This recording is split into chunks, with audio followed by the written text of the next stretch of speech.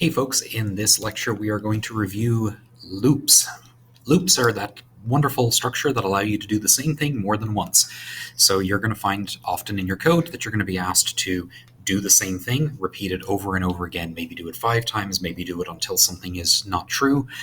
So a common example, we're going to ask you to choose from the following 3 items that the program can do. So you print out a menu on the screen and you read in user input, and if the user enters in anything other than quit, we're going to go again, so that after we do whatever it is that we're supposed to do, we might want to do it again. So like, think of a game, right?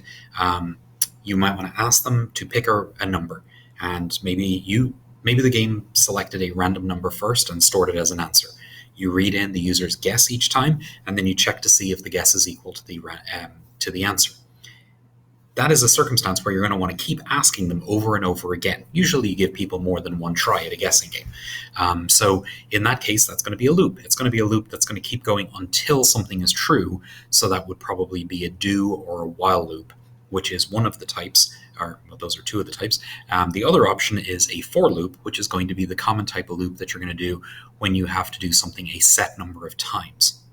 All right, so we're going to start with the for loop, and then we're going to work our way through do and while loops. And in a future lecture, when we talk about arrays, we're going to talk about for each loops, which is another kind of loop in that one. So look for the arrays lecture if you want to hear about for each loops. All right, so let's start with a for loop. The syntax of a for loop is going to be as follows. You're going to always have the word for, because that makes sense. There's going to be a set of parentheses, and then you're going to start off by initializing a variable. This variable is going to be an int. It's always going to be an int. You don't do a double or a float or anything crazy like that. So it's going to be I equals 0, and then you're going to do a test, which is the thing that it's going to keep checking every time it goes through the loop. And as long as this test is true, it's going to keep going. Once this test is false, it's going to skip down to the end of the loop at the end of the curly braces. And then the last thing is the incrementer or decrementer. It's the thing that's getting you towards the conditional that is going to exit. So let me be clear. So we defined a variable I, and we set it equal to 0. It is plausible that you can define that variable outside of the loop. You could have used int I equals 0 up here, and then inside the for loop just said I equals 0. But you do have to have an initialization section. It doesn't have to declare the variable, but it does have to be an initialization. Typically, you do the initialization and the declaration in this body because it means that this I is only valid inside of this for loop, i.e. once you get to the end of this for loop, I has no meaning anymore. So set I equal to 0. While the I is less than 100, we're going to add 2 to I. Okay, so there's a couple of things going on here. Let's talk about the conditional I less than 100. So how many times is this going to execute? The answer is it's going to execute 100 times, but probably not in the way that you think it's going to execute. The first time through the loop, I is equal to 0. And I lied to you about how many times it's going to execute because of this. So yeah, don't listen to me. It's not going to happen 100 times. It's actually going to happen about 50 times. So the first time through the loop, I is equal to 0. Is 0 less than 100? Yes, it is. So we're going to proceed. And when I say we proceed, we're going to do everything from the open curly brace to the closed curly brace. So what happens in here is that sum, which is some other variable that was created out here, is going to plus equals I. Okay, so let's talk about this plus equals in case you've not seen that before. This says take the value of sum and add to it whatever is after this statement. So if sum was currently equal to 0, which is what it currently is equal to, then this is going to add to it the value of I. And the value of I right now is 0 as well. So at this moment in time, sum is going to be equal to 0 plus 0, which is still 0. So that didn't really do a whole lot. All right, that completes this iteration. At this point, I is going to plus equals 2. So I used to be 0, plus equals, same as what we were doing down here, is going to add 2 to that 0. So I at this stage is now equal to 2. All right, so now it's going to check again. It doesn't do the initialization ever except for the very first time. The rest of the time, it's only focused on these 2 parts. So it checks, is 2 less than 100? Yes, it is, so we're going to do the code that's between the curly braces again. So 0 plus equals 2, which means sum is now equal to 2. We go back up, and I plus equals 2, which means I is now equal to 4. All right, so at this point, sum is going to be It was previously 2, and we are adding to it 4, so sum is now going to be 6. And then we're going to go back up, and we're going to add 2 to it. Now I is 6 as well. 6 is less than 100. We're going to go through the loop, and we're going to keep doing this. Eventually, I will be 98. All right, so 2, 4, 6, 8, 10, 12, blah, blah, blah, blah, blah, 90, 92, 94, 96, 98. So it'll come through and do the 98th one, and at this point, sum will be huge, whatever it is, and 98 was still less than 100. It then, after it completes that loop, it will go up and it will add 2 to I. 98 plus 2 is 100. Is 100 less than 100? The answer is no, that is false. So at this point, it will skip past the end of the curly brace, and it will continue with any other statements that are down there, which in this case is the print statement. So a for loop works as follows. The first time through the loop, it initializes a variable however you tell it to initialize it. Each time through the loop, it does whatever the post activity is over here after checking to make sure that the conditional is still true. As long as the conditional is true, it'll go through the loop and do everything that's between the curly braces. Once the conditional is false, we will skip down past the end of the loop. So let's do a couple of examples outside of here in Replit. So here we have a empty C window and Java. Here we have a Java window, and what I'm going to do is I'm going to say for I equals 0, I less than 100, I plus plus. All right, and then I'm going to put my curly braces in, and I'm going to system.out.println I. All right, now I'm going to get rid of this hello world down at the bottom. What's going to happen here? It's going to start off with 0. It's going to print that out. Eventually, it's going to add 1 to it, add another 1 to it, add another 1 to it, and so effectively, this is going to print the numbers from 0 to 99. Now, you might be surprised that it ends at 99. Well, okay, you'd also be surprised that I didn't start off by initializing.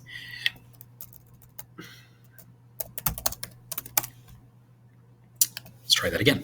All right, so you might be surprised that it ends at 99. Why does it end at 99 and why not 100? Well, because 99 is less than 100, but 100 is not less than 100. So this actually did do 100 iterations, and you can see that in this list. The first one was number 0, and the last one was number 99, which is 100 iterations. So you're always going to be a little confused by that because it's always going to be slightly off by 1, because we don't normally think of 0 as the first number, but most things in computers think of 0 as the first number. So when we deal with arrays, the first index is going to be 0. So often you're going to count from 0 to 99 rather than from 1 to 100, but it is still 100 iterations. All right, now what happens if I asked you to do this backwards? So instead of printing from 0 to 100, I want you to print from 100 to 0. Well, I would initialize I to 100 this time, and now my condition is I greater than or equal to 0, because I do want it to actually print the 0. And then instead of incrementing I, I'm going to decrement I. I'm going to do I minus minus. All right, so we're going to run this. I'm going to clear this screen first, and then I'm going to run it. And that's going to print out 100. And then it's going to print out 99, then 98, then 97, and eventually all the way down to 0. Okay, in the previous example that we saw, and actually what I'm going to do, just because this is eventually going to end up,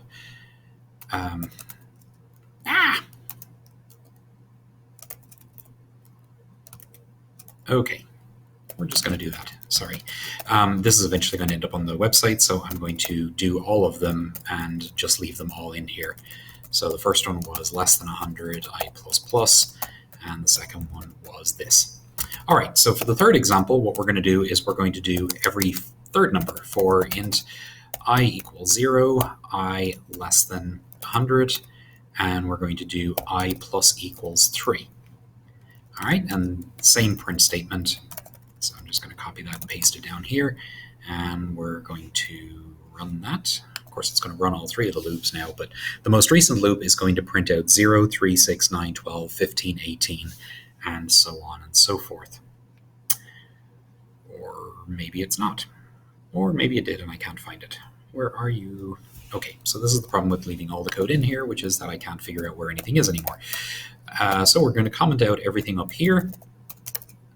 And that is going to have the effect of, why are you hating me so much? There we go. All right, so now it should only print out that last bit. And we should get 0, 3, 6, 9. We get nothing. Why do we get nothing? Because I wrote something stupid. All right, I wrote I equals 0, I greater than 100. Well, 0 is not greater than 100, so it immediately exited the loop. So that needs to be a less than. So it's a good learning experience. Now it's going to print 0, 3, 6, 9, 12, and so on and so forth.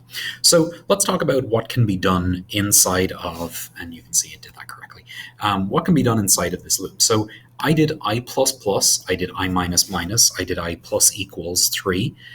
You could do anything in here, any kind of increment or decrement, which just means adding or subtracting to a variable. You can do literally anything you want inside of there. It can actually execute arbitrary code. So I could say I equals I times 3, which is going to be a bucket of crazy, but it will actually run. We're going to clear that again. And let's see what we get. And you get a lot of zeros, because it turns out 0 times 3, still 0. So that doesn't really help. You can see that's still running. And so if you ever need to kill something, you can hit the stop button up at the top. In order to make that a little bit more useful, let's change that 0 to a 1, so it starts at 1, and now it'll actually do something slightly less stupid. You could have also wrote I asterisk equals 3, and that would have done the same thing. So effectively what I'm doing is I'm raising it to, I'm squaring it each time, 3, 9, 27, 81. So is that right? It's 27? No, I'm just multiplying it by 3. I'm not squaring it. Don't listen to me. I have no idea what I'm talking about. All right, so that is how you write a for loop. There are a couple of things that people often mess up with for loops. There is no rule that says it always has to be I++. So even though that's the most common thing that people do in for loops, there is nothing in the world that says that is what you must do in a for loop. I see a lot of people putting in the I++ even when that's not at all what they want it to be. So you have to think through what you want the loop to do. Don't just always put I++. All right, I'm going to explain a couple of other weird things, and I'm going to do this at the very time. I'm going to comment all this back out again, and I'm just going to put in one more example down below.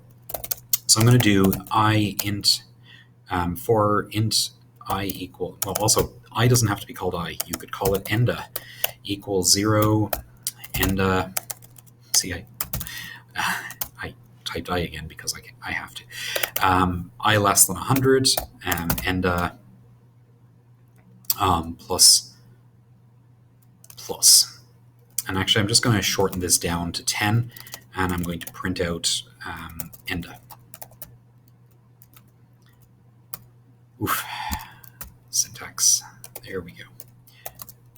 And enda is what we're printing because that's the name of a variable. Okay. So we've seen this before. This is going to print out 0, 1, 2, 3, 4, 5, 6, 7, 8, 9, and then it's going to exit. Great. Now, I'm going to change one thing. I'm going to change the order of the plus plus on enda. I'm going to say plus plus enda instead of enda plus plus. This is valid syntax, and it does something ever so slightly different. In this case, we're going to get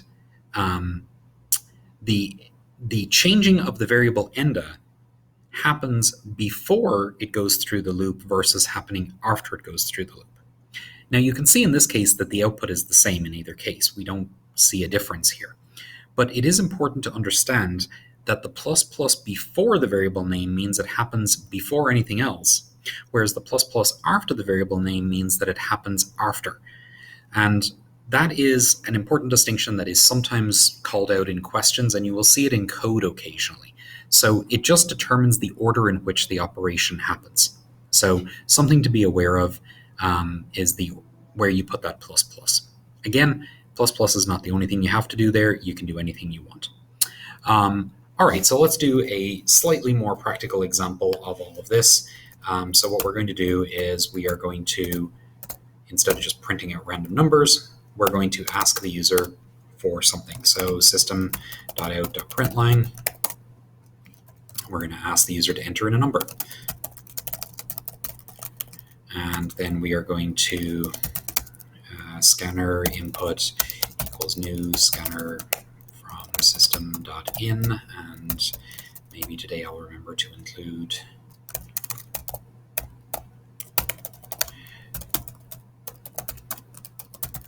Java util scanner, otherwise that's not going to work. And then we are going to int maxNum equals input dot next. We're going to do int32 dot parse input so that we get that as an integer. And now we're going to do our for loop. That was not helpful. For, call it j equals 0, j less than maxNum j plus plus, and we are going to print out the j number.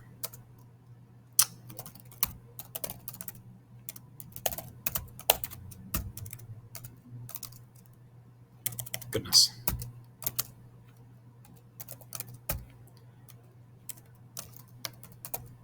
And that's a capital S. Okay. What is that? I don't know, but it shouldn't be there. So maybe in theory that's syntactically correct. You're going to see me make typos as we go through these videos, and it's normal. It happens. Nobody is ever correct and perfect. So part of the reason that we live code in front of you guys is so that you can see that this does actually happen to the best of us. And as I stare at this for a moment, wondering what the heck is wrong, I suddenly realize that that is C# code. Let's try that again. So what we wanted to do was input dot.next int. Hey, how about that? All right. Forgetting which language I'm typing in suddenly. All right, so it's going to ask me for a number. I'm going to say 5, and it's going to print out the numbers between 0 and that number. All right, so this is a slightly more useful thing. Obviously, you can do lots more with for loops. So the point here is that for loops allow you to iterate over any set of numbers or letters or anything that you might want to iterate over a set number of times. That is the most common usage. For loops are probably the one that you're going to use a lot of the time when you're doing arrays or when you're going through a string to see something in the string or pull something out of a string. They're often going to be used when you're just asking people to input, 5 numbers or something along those lines. Anytime you feel like you know how many times you're going to want them to do it, you're probably looking at a for loop. All right, so by comparison, and I'm just going to uncomment all of this so that it's all available to you guys. By comparison, we're now going to do a while loop. And I'm going to put these at the bottom just so that they are very obvious to find. So a while loop looks slightly different. You're going to say while, and then you are going to have parentheses, and there's going to be some kind of condition that evaluates to true or false in here. So this time what I'm going to do is I'm going to ask the user for some input again. So I'm going to ask them to enter in, we're going to ask them to choose from the following. And then we are going to give them a menu.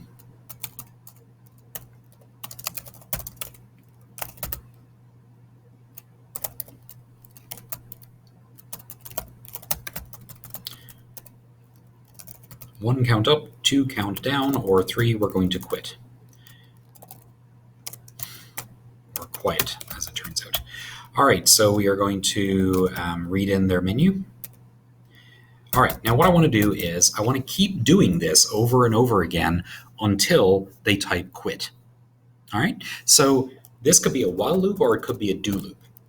If I want to do it as a while loop, I would have to print the menu first, then start the while loop, and then inside the while loop, I'd have to print the menu every time. So I'd have to write the menu code twice, which isn't really ideal. It'll work, but it's not ideal. So we're going to do a do loop first, and then we're going to come back to a while loop. So I'm going to say do, and then I'm going to do a curly brace.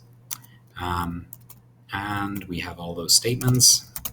And we're going to indent them a little bit, and then we have that. At the end of that, you say while, and in this case, I guess I shouldn't call it maximum, I should call it choice, while choice is not equal to 3. All right, so it's going to keep asking over and over and over again until I quit. Just so that we can see this working, I am going to go back to commenting all of this out above, just so that we are only seeing the one thing running. And all right, so run. And what's going to ask, it's going to give me that menu. It's going to allow me to type in a choice, and then it's going to do basically nothing with it. There was a semicolon missing. That was a very helpful error message. It actually said, hey, you forgot a semicolon. Usually it says error. There we go. So it's going to keep asking me this until I say quit. This is clearly not a very useful program, but I hope you get the idea of what we're trying to do. So, goodness, while choice is not equal to 3, can't find symbol choice, variable choice. Did I misspell it? No, I did not. And I think it's because I needed to define it outside int choice.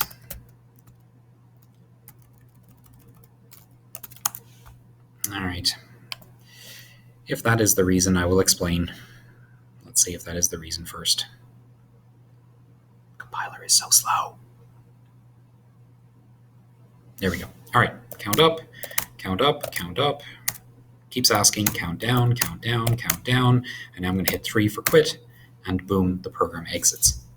Okay, so a while loop, which is the most important part of this example, is a thing that you use until some circumstance is true.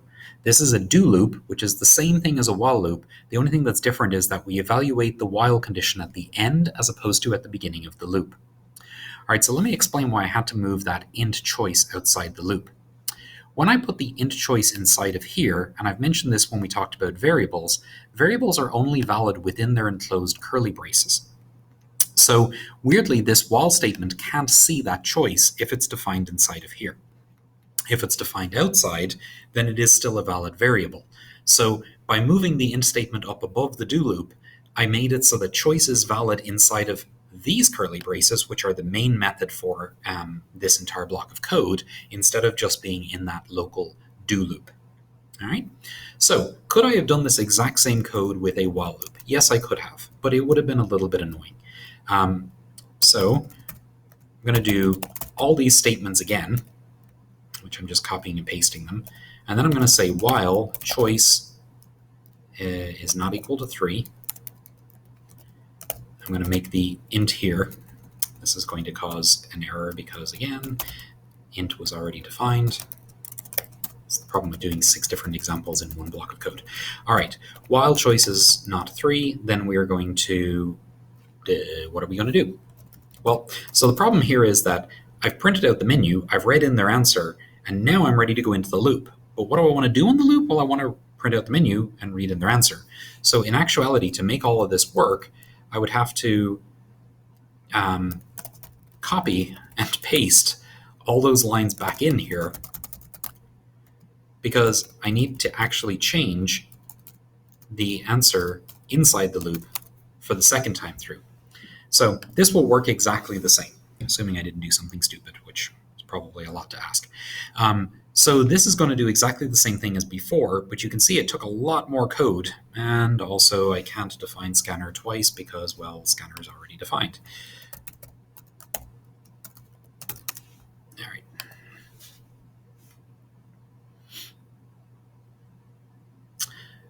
So why did I have to do this? Well, so just to prove the point, count up, count down, and quit, it quits. So works exactly the same, but you can see by having this while loop at the beginning, I had to print the menu before, and then I also had to print the menu again if they went into the loop.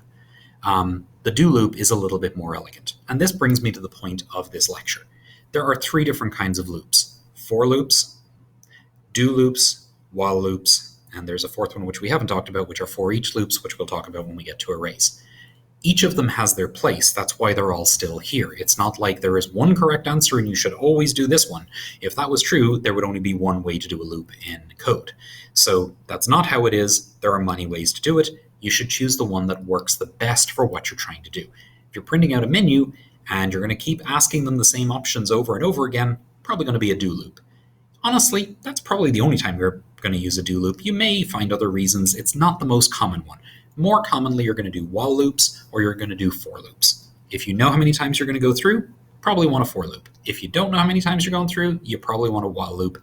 In this one example, you are better with a do loop. Okay, so I'm going to pause for just a second and then I'm going to show you the C# code. Okay, so I changed a couple of things over here in the Java window. I added comments just so that you remember. Let me explain something about Replit, which is really handy. If you go to this URL and you just want to play around, if you go to this URL and then you hit this dropdown, oh, goodness, that is not what I wanted to hit. There's a little drop down arrow right next to that. If you hit that drop down arrow, you will see a button that says fork. If you press that button, it will give you your own copy of my code. It doesn't affect my code, and you can then go in and you can start changing it. So you can comment out different bits of it and try changing the code around yourself and see what happens. So you can basically play with your own version of the code. So again, that's this little drop down arrow up here. This works in both Java and C#, and you just hit fork, and now you'll have your own window and you can start running stuff in there. The reason I did this is because when you run this right now, it just does a whole bunch of stuff together because there's 5 different examples all in one file and they just happen back to back. So first it does this, then it does this, then it does this, and so on and so forth. So it's kind of a jumbled mess. You would probably want to turn on and off the bits that you don't care about. The only other thing that I changed in here is that I used scanner input once, and then everywhere else that I was using next int, I didn't have to redo the scanner because I needed it every time I did them as individual blocks when they were all commented out. But if you're just running one bit of it, you don't need it every single time. You just need it once. So that was all of that. All right, so the C# code is over here in this window. The for loops, they do not change syntax. They are exactly the same in C# as they are in Java. The print statements just change to console.writeLines, obviously. And then your inputs for reading in the lines are ever so slightly different. And again, I defined them once and then just kept reusing them later on down. So both of these programs work exactly the same. One is in Java, one is in C#. You guys can download them and play with them by hitting that fork button to run individual parts of it. I would strongly recommend that you practice your loops if you're having a hard time with it, because this is something that you will use a lot. So that ends the review of loops.